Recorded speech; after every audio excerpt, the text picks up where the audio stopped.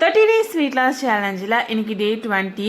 இன்றைக்கி weight check பண்ண வேண்டிய டே. இந்த 20 days பார்த்திங்கன்னா நம்ம டயட் இருந்ததில் எனக்கு ஒரு 3.75 kg ரெடியூஸ் ஆகிருக்கு. இது ஓகே தான். இருந்தாலும் ப்ராப்பராக பண்ணியிருந்தேன் அப்படின்னா இனிமேல் ரெடியூஸ் ஆகிருக்குன்னு நான் நம்புகிறேன்.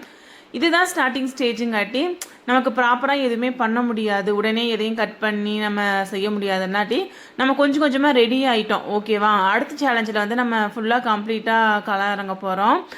காலையில் பிரேக்ஃபாஸ்ட்டுக்கு பார்த்தீங்கன்னா பப்பாயா தான் எடுத்திருந்தேன்.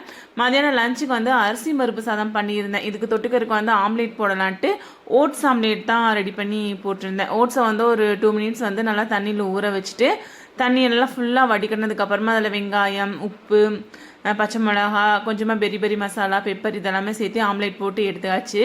எனக்கும் பாப்பாவுக்கும் 2 பேத்துக்கு சேர்த்து ஆம்லேட் போட்டிருந்தேன். நைட்டு டின்னர் பார்த்திங்கன்னா எதுவும் எடுக்கலை. ஏன் அப்படின்னா ப்ரௌனி செஞ்சுருந்தேன். அது 2 பீஸ் சாப்பிட்டு நைட்டு டின்னர் முடிச்சாச்சு.